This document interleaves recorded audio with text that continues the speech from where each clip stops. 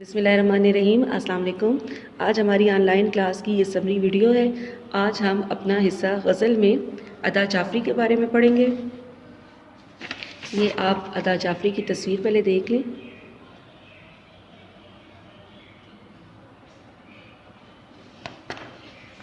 सबसे पहले हम इनके हालात ज़िंदगी पढ़ेंगे और आपको पता है कि ये बहुत अहम है, इसलिए साथ साथ इसके अल्फाज मानी को भी आप लिखते जाएं, मुश्किल अल्फाज के मानी भी, और अहम जो इसके पॉइंट्स हैं उसको भी अंडरलाइन करते जाएं।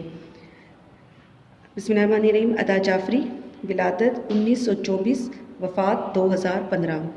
उनका असल नाम अज़ीज़ जहां तखल्लुस अदा और कलमी नाम अदा जाफ़री है।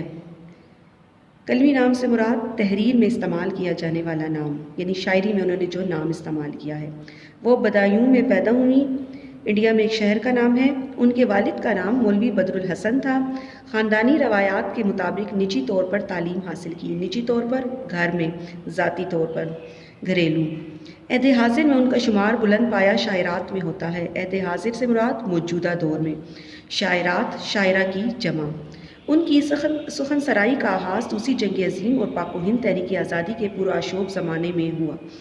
सुखन सराई शेर कहना, यानी उन्होंने जब शेर कहने का आगाज़ किया तो उस वक्त दूसरी जंग अज़ीम का दौर चल रहा था और साथ ही पाक हिंद में तहरीक आज़ादी भी ज़ोर शोर पर थी।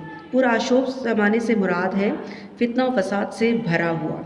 इब्तिदा में वो अदा बदायूनी के नाम से शेर कहती थी। इब्तिदा में, शुरू में नूरुल हसन जाफ़री से शादी के बाद अदा जाफ़री बन गई। अदा ने ऐसे शहर में जन्म लिया जिसे अदबी दुनिया में बड़ी शोहरत हासिल है। अदबी दुनिया से मुराद यानी उर्दू अदब में बदायूं शहर में बहुत से ऐसे शुरा हज़रात पैदा हुए कि जिन्होंने उर्दू अदब में बहुत ज़्यादा शोहरत हासिल की। इस वजह से उन्हें भी, इस शहर की वजह से उन्हें कहा गया है कि उन्होंने इस शहर में ऐसे शहर में पैदा हुई कि जिससे अदबी दुनिया में एक अहम मकाम हासिल है। शहर सुखन की फ़िज़ा का ऐसा असर हुआ कि वो भी एक मारूफ शायरा बन गई। शहर सुखन यानी शेर व शायरी वाले शहर की फ़िज़ा कैफियत या रौनक, उन पर भी ऐसा असर हुआ कि वो भी एक मारूफ यानी एक मशहूर शायरा बन गई। अदा ने जब अपनी शायरी का बाकायदा आगाज़ किया तो अख्तर शेरानी और नवाब मिर्ज़ा जाफ़र अली ख़ान असल लखनवी से इस्लाह लेती थी। इस्लाह का मतलब है दुरुस्तगी, यानी उन्होंने अपनी जब शायरी का शुरू की तो वो मशहूर शोरा अख्तर शेरानी और नवाब मिर्ज़ा जाफ़र अली ख़ान से इस्लाह लेती थी या उनको अपने उस्ताद को उन्होंने दर्जा दिया था। उन दिनों आज़ाद नज़म का नया नया रवाज हुआ तो अदा ने आज़ाद शायरी में भी तबाह आजमाई की। आज़ाद नज़म ऐसी नज़म को कहा जाता है जो उर्दू अदब में बेहद मकबूलियत रखती है। इसमें काफ़िया रदीफ़ की पाबंदी नहीं होती और इस नज़म में मिसरों का बराबर होना भी ज़रूरी नहीं होता, कोई मिसरा बड़ा होता है तो कोई छोटा। अदा जाफ़री को उनके शेरी मजमूए शहर दर्द पर अदबी इनाम से नवाजा गया। कई मुल्कों में अदबी कॉन्फ्रेंसों में शिरकत की। हुकूमत पाकिस्तान ने उन्हें तमग़े इम्तियाज़ दिया। उनके शेरी मजमूए जो हैं, उनकी तसानीफ़ मैं सास ढूंढती रही, शहर दर्द, ग़ज़ाला तुम तो वाकिफ़ हो, साज़े सुखन बहाना है, मौसम मौसम वग़ैरह। अब उनकी पहली जो गज़ल है हमारे पास वो तो एक्सक्लूड है बोर्ड के लिहाज से। आज हम उनकी दूसरी गज़ल पढ़ेंगे। पहला शेर है, क्या जानिए किस बात पर मग़रूर रही हूँ, कहने को तो जिस राह चलाया है चली हूँ। अब क्या जानिए यानी लोगों की तरफ इशारा किया जा रहा है कि तुम लोगों को क्या पता, क्या ख़बर कि मैं किस बात पर मग़रूर यानी मुझे गरूर और तकब्बुर है।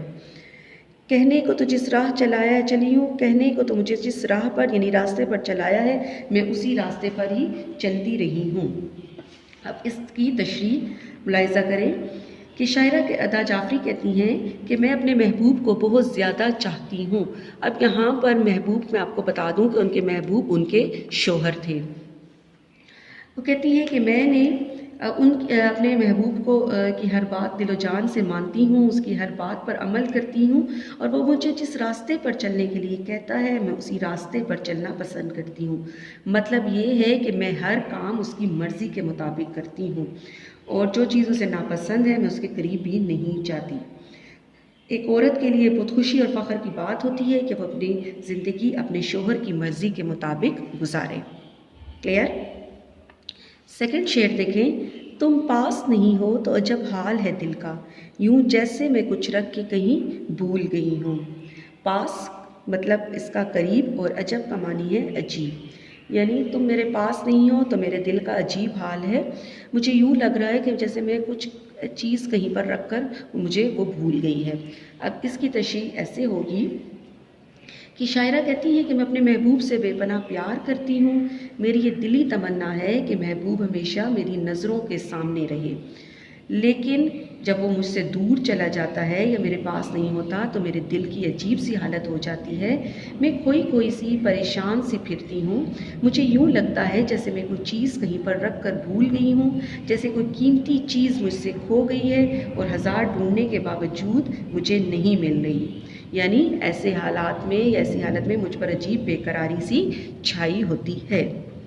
तीसरा शेर देखें, तेरे लिए तकदीर मेरी जुम्बशे अबरू और मैं तेरा ईमाए नज़र देख रही हूँ। तकदीर किस्मत, जुम्बश हरकत, अबरू कहते हैं ये हमारी आँख के ऊपर जो एक बालों की लाइन सी होती है उसको कहा जाता है आईब्रो, जिसको हम इंग्लिश में कहते हैं अबरू। और मैं तेरा ईमाए नज़र से मुराद है छुपी हुई कैफियत, छुपी हुई हालत। अब यहाँ पर शेर जो है, इस शेर की तशरीह हम इश्क हकीकी और इश्क मजाजी दोनों में ले सकते हैं। शायरा कहती है कि मैं अपने महबूब से बेपनाह प्यार करती हूँ, इसलिए ये पहले मैं आपको इश्क मजाजी में बता रही हूँ कि शायरा कहती है मैं अपने महबूब से चूँकि बहुत प्यार करती हूँ इसलिए उसकी हर बात मानती हूँ और उसकी खुशी में ही मेरी खुशी है। चूँकि शायरा का महबूब उनका शोहर है तो वो कहती हैं कि मेरे दिल में अपने महबूब के लिए बहुत इज़्ज़त और मोहब्बत है, और जिस तरह मैं अपने महबूब से प्यार करती हूँ इस तरह मेरे महबूब का भी यही हाल है। वो भी मुझसे सच्चे दिल से मोहब्बत करता है और मेरी इज़्ज़त करता है। मेरी अबरू का एक इशारा उसकी किस्मत बदलने वाला होता है, यानी मेरे चेहरे पर खुशी के तासरात उसे खुश कर देते हैं और गम के तासरात उसे गमज़दा कर देते हैं। अब दूसरी तरफ मेरा शोहर भी मुझसे उतनी ही मोहब्बत करता है, मैं भी उसकी आंखों के यानी मेरे जिस तरह मेरा शोहर मुझसे मोहब्बत करता है और मैं उससे मोहब्बत करती हूँ, दोनों तरफ मोहब्बत जो है वो यानी दोनों के दिलों में है। उसे भी मुझसे मुँह से कुछ कहने की ज़रूरत नहीं पड़ती, मैं उसकी आंखों के इशारों से ही उसकी पसंद नापसंद जान लेती हूँ। हम दोनों ही एक दूसरे के दिल की हालत को समझते हैं और एक दूसरे की खुशी का ख्याल रखते हैं। सेहतमंद मोहब्बत ऐसी मोहब्बत को कहा जाता है जब दोनों चाहने वालों के दिलों में एक दूसरे के लिए मोहब्बत, चाहत और इज़्ज़त हो। इश्क हकीकी में इसका मफहूम ये होगा कि कायनात सिर्फ अल्लाह के एक इशारे कुन यानी हो जा से वजूद में आई है। इंसान की तकदीर भी अल्लाह ताला ने लिख दी है। अल्लाह के एक इशारे से इंसान की किस्मत बदलती है। इसलिए बहैसियत एक मुसलमान मैं अल्लाह के रहम करम की तालिब हूँ। शेर नंबर 4 देखें, सदियों से मेरे पाँव तले जन्नत इंसान, मैं जन्नत इंसान का पता पूछ रही हूँ। पाँव तले, पाँव के नीचे, पैरों के नीचे, जन्नत इंसान, इंसान की जन्नत, मुरकब इजाफ़ी, फ़ारसी कवायद की रूह से। अब यहाँ पर शायरा एक औरत का इस्लाम में मकाम बता रही है कि इस्लाम ने औरत को माँ, बहन, बेटी हर लिहाज से इज़्ज़त बख्शी है और फिर एक माँ का मकाम तो बहुत ही बुलंद है। शायरा कहती है कि माँ की खिदमत करके इंसान जन्नत जैसा आला मकाम हासिल कर सकता है। जैसे एक हदीस मुबारका है कि जन्नत तुम्हारी माँ के कदमों तले है, यानी माँ की अतात और उसके काम की बजा आवरी से ही इंसान जन्नत जैसा ऊंचा और आला मकाम हासिल कर सकता है। अगर कोई शख्स बहुत नेक और खिदमत गुजार हो लेकिन उसकी माँ उससे खुश नहीं तो वह जन्नत से महरूम रह जाएगा। आजकल के दौर में लोग माँ की इज़्ज़त नहीं करते, यानी हमारे आजकल के जो मुसलमान हैं वो माँ की इज़्ज़त नहीं करते, उसकी बात नहीं मानते और फिर भी ये चाहते हैं कि वो जन्नत में चले जाएं। उनको मालूम होना चाहिए कि जन्नत हासिल करने का ज़रिया तो उनके घर में है, यानी उनकी जन्नत उनके माँ के पैरों के नीचे है। अगर वो माँ का ख्याल रखेंगे, उसकी बात मानेंगे, उसको अतात करेंगे तो ना सिर्फ इस दुनिया में कामयाबी हासिल करेंगे बल्कि आखिरत में भी उनके लिए कामरानी है। अगला शेर देखें, दिल को तो ये कहते हैं कि बस कतरे खून है, किस आस पे ए संगे सरे राह चली हूँ। कतरे खून से मुराद खून का कतरा, आस उम्मीद, संग पत्थर, सरे राह रास्ते की तकालीफ। इसकी